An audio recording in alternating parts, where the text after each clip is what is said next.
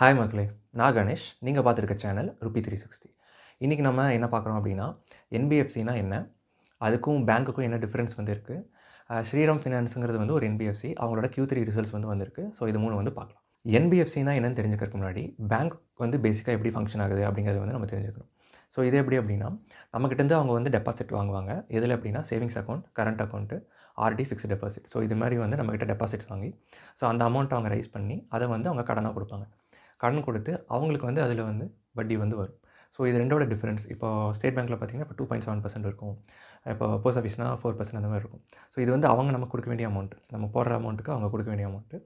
So நம்மக்கிட்ட அது கொடுத்துட்டு அவங்க வந்து அதிக வட்டிக்கு வாங்கி அந்த டிஃப்ரென்ஸ் ஆஃப் அமௌண்ட்டு தான் அவங்களுடைய லாபம். ஸோ எந்த கம்பெனியோ இல்லை பிஸ்னஸோ அதுக்கு வந்து லாபம் இருக்கணும், அதுதான் மெயின். ஸோ இப்படி தான் வந்து பேங்கிங்கோட மாடல் வந்து ஒர்க் ஆகுது. இது எக்ஸாம்பிளாக சொல்லணும் அப்படின்னா, இப்போ ஒரு பிரான்ச் எடுத்துக்கிட்டால் அதில் கலெக்டிவாக வந்து எல்லாம் சேர்த்து இப்போ ஒரு ₹100 அப்படி இருக்குதுன்னு வச்சுக்கலாம். ஸோ அதில் வந்து நமக்கு வந்து ஒரு 4% கொடுக்குறாங்க அப்படின்னா, நமக்கு வந்து ₹4 வந்து கொடுக்கணும். இந்த எஃப்டி, ஆர்டி இல்லைனா சேவிங்ஸ் அக்கௌண்ட் இதுலேருந்து வந்து ஒரு ₹4 அந்த மாதிரி கொடுக்கணும். அவங்க வந்து என்ன பண்ணுவாங்கன்னா, மொத்த அமௌண்ட்டையும் வந்து லெண்ட் பண்ண மாட்டாங்க. இதில் வந்து ஒரு 70% ஆஃப் த அமௌண்ட், 30% எடுத்து வச்சுறாங்கன்னு வச்சுக்கோங்க. 70% ஆஃப் த அமௌண்ட் வந்து 10%, 9%. இப்போ பர்சனல் லோன்லாம் எடுக்கிறோம், இல்லை வந்து பிஸ்னஸ்லாம் வந்து கடன் வாங்க வருவாங்க. அப்புறம் housing loan, personal loan, education loan இதெல்லாம் இருக்குது. ஸோ இதில் அதுக்கு வந்து அவங்க அதிக வட்டியில் வந்து கடன் கொடுப்பாங்க. ஸோ இந்த டிஃப்ரென்ஸ் ஆஃப் அமௌண்ட் வந்து அவங்களுக்கு வந்து ப்ராஃபிட்டாக இருக்குது. இப்படி தான் வந்து பேங்க் பேசிக்காக ஒர்க் ஆகுது. என்பிஎஃப்சியும் இதே மாதிரி தான் ஒர்க் ஆகும். என்பிஎஃப்சிங்கிறது நான் பேங்கிங் ஃபினான்ஷியல் கம்பெனி. அது வந்து கம்பெனிஸ் ஆக்ட் 1956 கீழே வந்து ரெஜிஸ்டர் ஆகிருக்கு. பேங்க் வந்து பேங்கிங் ரெகுலேஷன் ஆக்ட் 1949 வந்து ரெஜிஸ்டர் ஆகிருக்கும். ரெண்டுமே வந்து ஆர்பிஐ கீழே தான் வருது. என்பிஎஃப்சி வந்து நான் பேங்கிங், அதாவது பேங்க்கோட லைசன்ஸ் வந்து ஆர்பிஐ கொடுக்க மாட்டாங்க. ரெகுலர் பேங்க்ஸ் மட்டும் தான் லைசன்ஸ்டு. என்பிஎஃப்சிஸ் வந்து டெபாசிட்ஸ் வந்து வாங்க மாட்டாங்க. சேவிங்ஸ் அக்கௌண்ட், கரண்ட் அக்கௌண்ட் இது மாதிரி இருக்காது. ஆனால் சில என்பிஎஃப்சிஸ் மட்டும் எஃப்டி மட்டும் வாங்குவாங்க. இல்லை ஸ்ரீராம் ஃபைனான்ஸும் வந்து ஒன்று. எஃப்டி வந்து நம்மகிட்ட இப்போ வந்து நம்ம போகிறதா இருந்தால் ஸ்ரீராம் ஃபைனான்ஸில் வந்து நம்ம எஃப்டி வந்து போடலாம். போட்டு அவங்க ரிட்டர்ன் ஆன் இன்வெஸ்ட்மெண்ட்டாக அந்த நமக்கு இன்ட்ரெஸ்ட் ரேட் வந்து இப்போ 8% இருக்குது. நான் 1 lakh போடுறேன் அப்படின்னா, அவங்க வந்து ஒரு 8,000 வந்து இயர்லி வந்து தருவாங்க. ஸோ அந்த அமௌண்ட் அவங்க கொடுத்துட்டு, அவங்க வந்து அந்த காஸ்ட்டை வச்சு லெண்ட் பண்ணுவாங்க. ஹையர் அமௌண்ட்டில் ஒரு 12%, 14% இது மாதிரி வந்து லெண்ட் பண்ணுவாங்க. ஸோ அந்த ரிமைனிங் 4% வந்து அவங்களுக்கு வந்து ப்ராஃபிட்டாக வந்து வரும். அவங்க கேபிட்டல் வந்து எஃப்டியில் மட்டும் ரைஸ் பண்ணாமல், இது போக வந்து ஐபிஓவில் வந்து வருது, அது மூலிமா வந்து கேபிட்டல் ரைஸ் பண்ணுறது, அது போக வேறு பாண்ட்ஸு, இது மாதிரி ஏதாவது பாண்ட்ஸ் இஷ்யூ பண்ணுறது, கமர்ஷியல் பேப்பர்ஸ் இஷ்யூ பண்ணுறது, இது மாதிரி இஷ்யூ பண்ணி நம்மக்கிட்ட வந்து கேபிட்டல் ரைஸ் பண்ணிப்போம். அதுக்கப்புறம் அவங்க வந்து நமக்கு ரிட்டர்ன் ஆன் இன்வெஸ்ட்மெண்ட்டாக தருவாங்க. அதே மாதிரி லெண்ட் பண்ணும்போதும் வந்து சிலது வந்து மாறும். பேங்க்ஸ் வந்து ரூல்ஸ் வந்து ரொம்ப ஸ்ட்ரிஞ்சென்ட்டாக இருக்கும். நிறைய பேருக்கு லோனே வந்து கிடைக்காது. என்பிஎஃப்சியில் வந்து கொஞ்சம் சீக்கிரமாகவே லோன் கிடைக்கும். அதோட ஏற்பாடு வந்து கொஞ்சம் சீக்கிரமாகவே இருக்கும். அது போக அவங்க எங்கே ஃபோக்கஸ் பண்ணுவாங்கன்னா, எஸ்எம்இ, ஸ்மால் அண்ட் மீடியம் பிஸ்னஸ்க்கு வந்து ஃபோக்கஸ் பண்ணி கொடுப்பாங்க.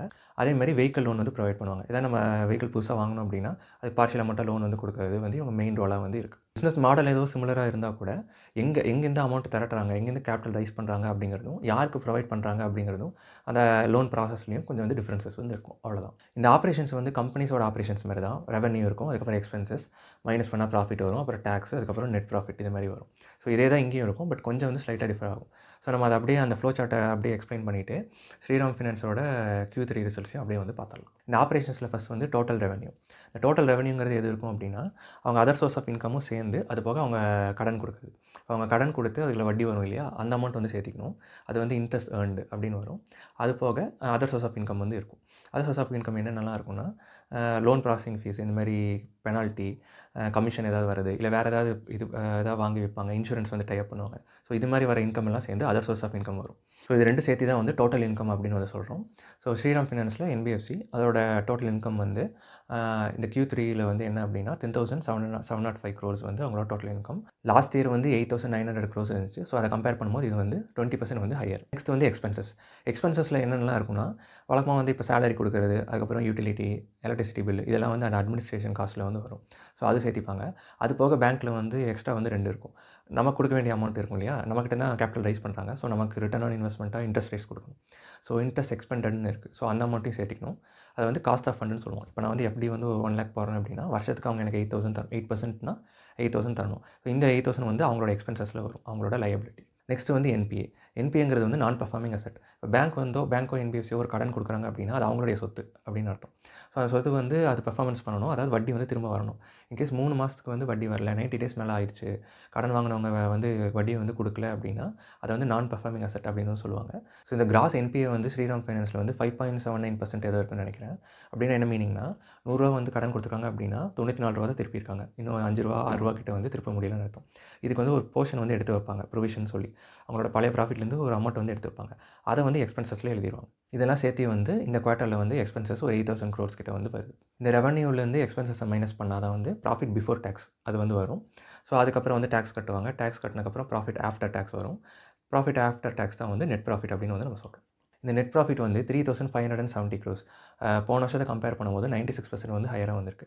இது ஏன் இவ்வளோ ஹையராக வந்திருக்கு அப்படின்னா, அவங்க வந்து ஒரு கம்பெனி வந்து ஸ்டேக் வந்து விற்றுருக்காங்க அவங்களோட சப்சிடியை. ஹவுசிங் ஃபினான்ஸ்னு இருக்குது. இப்போ இந்த ஃபினான்ஸ் ஸ்ரீராம் ஃபினான்ஸ்க்கு இல்லையே ஸ்ரீராம் ஹவுசிங் ஃபினான்ஸ்னு இருக்குது. அதோட ஸ்டேக்ஸ் வந்து விற்றுருக்காங்க ஒரு 1,490 கோடிக்கு வந்து விற்றுருக்காங்க. ஸோ அந்த அமௌண்ட்டை சேர்த்து அவங்க நெட் ப்ராஃபிட்டில் எழுதிடுவாங்க. ஸோ நெட் ப்ராஃபிட்டில் எப்பவுமே வந்து அவங்க ஏர்ன் பண்ண அமௌண்ட்டும் சேர்த்து வரும். இந்த ஆப்ரேஷன்ஸில் இல்லாத அமௌண்ட்டும் சேர்ந்து வரும். ஸோ அதோட சேர்த்துனா 3,570 crores வந்து வருது. அதுதான் வந்து 96%. பட் ஆக்சுவலாக இந்த 1,500 crores வந்து நம்ம மைனஸ் பண்ணி பார்க்கணும். அப்படி பார்த்தா 2,080 crores வந்து வரும். அதை வந்து போன வருஷத்தை கம்பேர் பண்ணும்போது 2023 கம்பேர் பண்ணும்போது 14.4% வந்து ஹையர் ஆயிருக்கு. பட் பேங்க்கில் வந்து இந்த நெட் இன்ட்ரெஸ்ட் மார்ஜின் அப்படின்னு சொல்லி வந்து ஒன்று கால்குலேட் பண்ணுவாங்க. ஸோ இது என்ன அப்படின்னா interest earned minus interest expended அப்படின்னு வந்து சொல்லுவாங்க. இன்ட்ரெஸ்ட் ஏர்ன்டு அப்படின்னு என்னென்னா நம்ம கடன் கொடுத்து அதில் வர வட்டி இருக்கு இல்லையா, அந்த அமௌண்ட்டையும் சேர்த்திப்பாங்க. அது போக other source of income, investment எதாவது பண்ணுறாங்க அதில் ரிட்டர்ன் ஆன் இன்வெஸ்ட்மெண்ட் வருது. பேங்க் வந்து வேறு எங்கேயாவது இன்வெஸ்ட் பண்ணது இல்லை கவர்மெண்ட் பாண்டில் இருக்கிறது, அதுக்கு இன்ட்ரெஸ்ட் ரேட் வரும். ஸோ இதெல்லாம் கால்குலேட் பண்ணிக்கணும் அந்த 3 மாதத்துக்கு. அக்டோபர், நவம்பர், டிசம்பர் அதான் Q3. ஸோ அந்த 3 மாதம் கால்குலேட் பண்ணுறது தான் வந்து இன்ட்ரெஸ்ட் ஏர்ன்டுன்னு வரும். இன்ட்ரெஸ்ட் எக்ஸ்பெண்டட் அப்படின்னா என்ன அர்த்தம்னா வெறும் காஸ்ட் ஆஃப் ஃபண்டு மட்டும். அதாவது எனக்கு கொடுக்க வேண்டிய அந்த அமௌண்ட், இப்போ நம்மக்கிட்டேருந்து பணம் திரட்டுறாங்க பாண்ட்லேயோ இல்லை வந்து ஃபிக்ஸட் டெபாசிட்லேயோ வந்து பணம் திரட்டுறாங்கன்னா நம்ம கொடுக்க வேண்டிய இன்ட்ரெஸ்ட்டை வந்து அதில் மைனஸ் பண்ணணும். ஸோ இது ரெண்டையும் இதோட ரெண்டோட டிஃப்ரென்ஸ் தான் வந்து நெட் இன்ட்ரெஸ்ட் இன்கம் அப்படின்னு வந்து சொல்கிறோம். இது ஏன் இதை கால்குலேட் பண்ணுறாங்க அப்படின்னா பேங்க் வந்து கோர் ஆப்ரேஷன் வந்து லெண்டிங் தான். நம்மக்கிட்டேருந்து அமௌண்ட்டை வாங்கி கடன் கொடுக்குறது, அதில் எவ்வளோ லாபம் வந்ததுன்னு பார்க்கறது தான். ஸோ இந்த எக்ஸ்பென்சஸில் அதர் ஃபார்மில் இருக்கிறது, இந்த ப்ரொவிஷனுக்கு எடுத்து வைக்கிறது, அப்புறம் வந்து சேலரி கொடுக்குறது, இந்த அமௌண்ட்லாம் எக்ஸ்பென்சஸ்லேருந்து எடுத்துடணும்.